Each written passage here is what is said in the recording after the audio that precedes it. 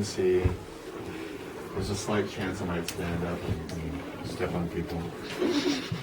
They're little, they bounce. They're bounce, it's great. Okay, as I said. No, I have 6 more. Just one moment.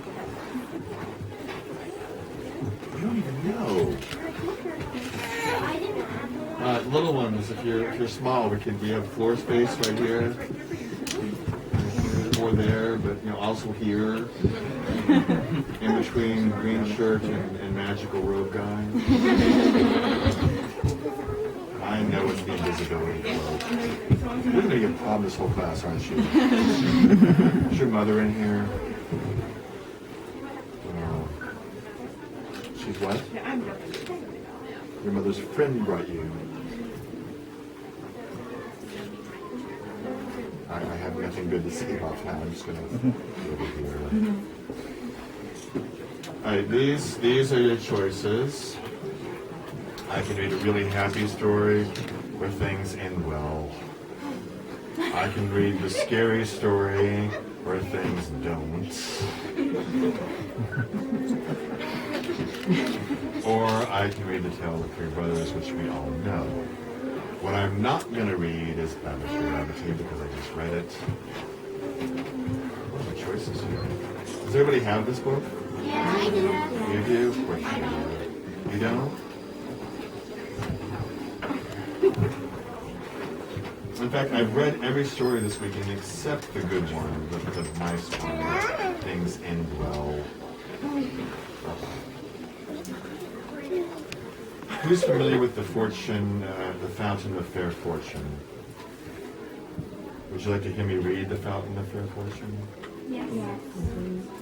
I'm sorry that it's a nice story. Not to give you spoilers, but no one dies. Consequently, my favorite part of stories. When other people die, not me. By the way, show of hands, how many people think that I actually died? How many people know that I'm actually alive? Show of hands. Thank you. I hate resorting to the yelling. It's so necessary. I can see why your mom stayed home. What's your name? Leanna? I have nothing else to say to you. I am now going to read The Fountain of Fair Fortune, as written by J.K. Rowling, as read by Professor Snape, possibly with poor animation at some point. There will be a small amount of crowd participation, so at some point I may expect you to react. Please do so. You don't have to. At every class, I pick one person to make fun of, and this one it's you. But for now, I'm gonna turn around and see how many contestants I know. Everybody look at you later. All right, you ready? Yes.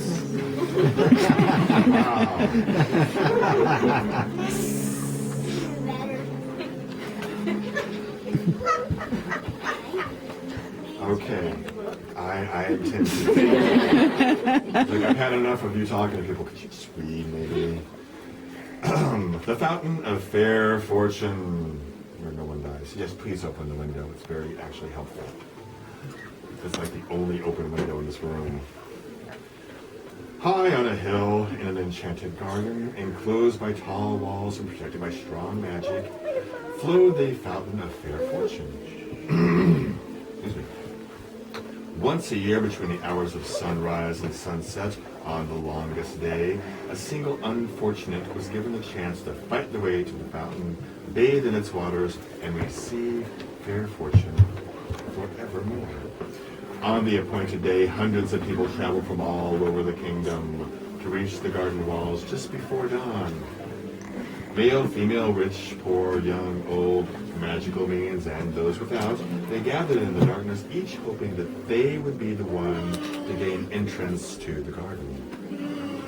3 witches, each with their own burden of woe, met on the outskirts of the crowd and told one another their sorrows as they waited for sunrise. The first, Asha, was sick of a malady and no healer could heal her. She hoped that the fountain would banish her symptoms and grant her a long and happy life. The second, Althea, had been robbed of her home, her gold, and her wand by an evil sorcerer. Good job. She hoped that the fountain might relieve her of her powerlessness and her poverty. The third, Amada, had been deserted by a man who she loved dearly and thought her heart would never mend. She hoped the fountain would relieve her of her grief and her longing. Pitying each other, the three women agreed that if should one of them get the chance to enter the garden, they would unite and try to go in together. It's kind of like cheating, but they had their best intentions in mind. Pitying each other, the three women agreed. The sky was rent with the first ray of sun, and a chink in the wall opened. The crowd surged forward. I don't want this one. Go ahead. Each of them shrieking the claim for the fountain's benefits. Creepers from the garden beyond snaked through the pressing crowd, and they twisted themselves around the foot of the witch Asha. She grasped the witch of the second, Althea, who seized tight on the robes of Amada. And Amada got caught up in the armor of a dismal-looking knight who was seated on the bone-thin horse. The creepers tugged the three witches through the chink in the wall, and the knight was dragged on his steed behind them. Try to imagine that. The furious screams of the disappointed crowd rose up in the morning air. Then fell silent as the garden wall sealed once more. Asha and Althea were so angry with Amada, who had accidentally brought along the knight. Only one can bathe in the fountain. It'll be hard enough to verse to decide which of the three of us it should be. Now you've added another. Now, bless you, Sir Luckless, as the knight, was thrown in the land outside the walls. Observed that these witches, and having no magic, no any great skill or jousting or dueling of swords even, was sure that he had no hope of beating the three women to the fountain. He declared, therefore, his intention of withdrawing outside the walls again. Then Amada became angry. Faint heart, draw your sword and help us reach the goal. And so animation by Professor And so the three witches and the forlorn knight ventured forth into the enchanted garden, with rare fruits, herbs, and flowers grew in abundance on either side of the sunlit paths. They met no obstacle until they reached the foot of the hill where the fountain stood. There, however, wrapped around the base of the hill was a monstrous white worm. Bloated and blind, at their approach it turned a foul face upon them and uttered the following words: "Pay me with proof of your pain." Sir Luckless drew his sword and attempted to kill the beast, but his blade snapped. Althea cast rocks at the worm, and Asha and Amada essayed every spell that might subdue it, but their power of the wands was no match, and no more effective than their friend's stones or the knight's steel. The worm would not let them pass. The sun rose higher and higher in the sky, and Asha, despairing, began to weep. Then the great worm placed its face upon hers, drank the tears from her cheeks. Thank you, I think that's the proper response. And with that, it slithered aside and vanished into a hole on the ground. Rejoicing in the worm's disappearance, the three witches and the forlorn knight began to climb up the hill once more.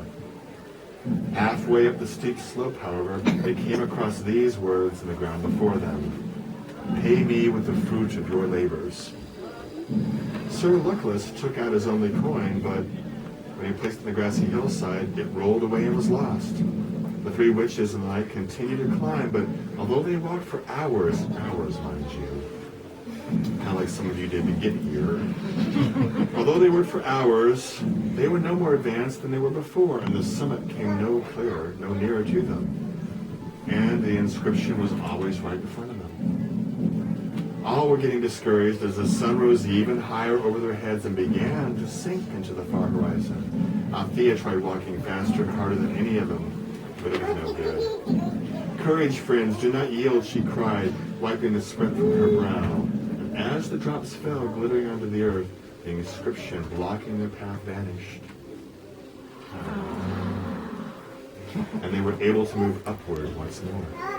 Delighted by the removal of the second obstacle, they hurried towards the summit as fast as they could, until at last they glimpsed the fountain, glittering like crystal in the bower of flowers and trees. Before they could reach it, however, they came to a stream that ran around the hilltop, barring their path. In the depths of the water lay a smooth stone bearing these words, "Pay me with the treasure of your past." Sir Luckless attempted to float across the stream on his shield, but it sank. Clearly he was named well. The three witches pulled him from the water and tried to keep the brook themselves, but it would not let them cross. All the while the sun was still sinking lower and lower in the sky. So they fell to pondering the meaning of the stone's message. Amata was the first to understand, and taking out her wand, she drew from her mind all of the memories of the happy times she had spent with her vanished lover, and dropped them into the rushing waters.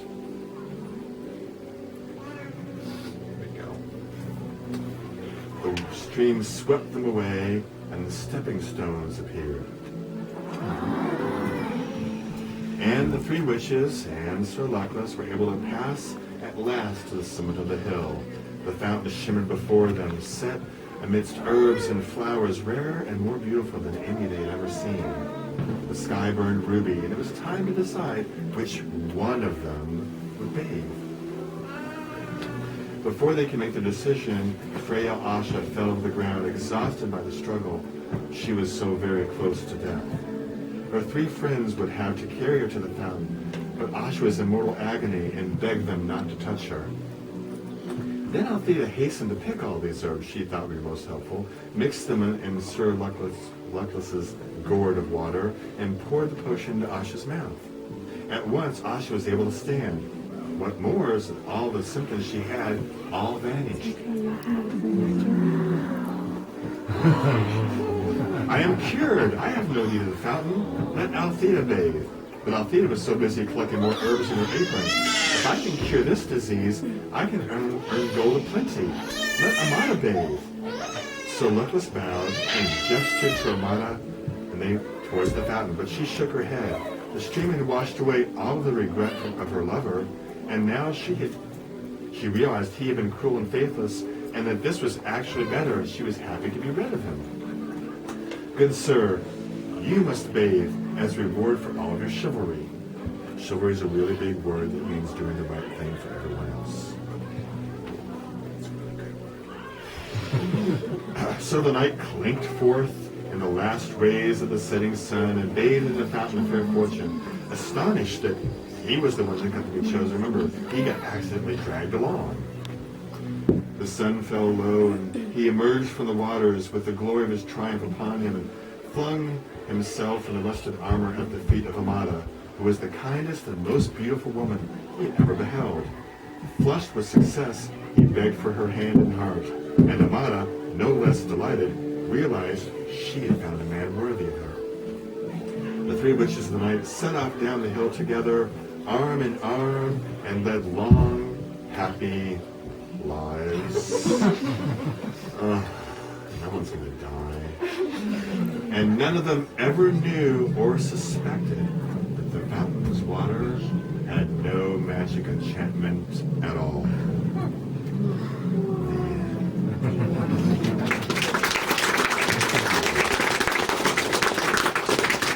Sadly, no one dies in that story. You just have to read us another one. I don't know how we're doing time. 4:30. I don't think, am I doing that? There's nothing else on your schedule. This is the Thank last thing. you. So if you wanted to read one more story, something dreary and dismal, where someone dies. Something dreary and... The man with the hairy horse. Ah, the warlock's hairy heart. Okay, so the girl whose mother is smart enough not to come with her would like to hear the three brothers. Who wants to hear the warlock's hairy heart? Who wants to hear the three brothers? Okay, I got bad news for you. I think the hero's not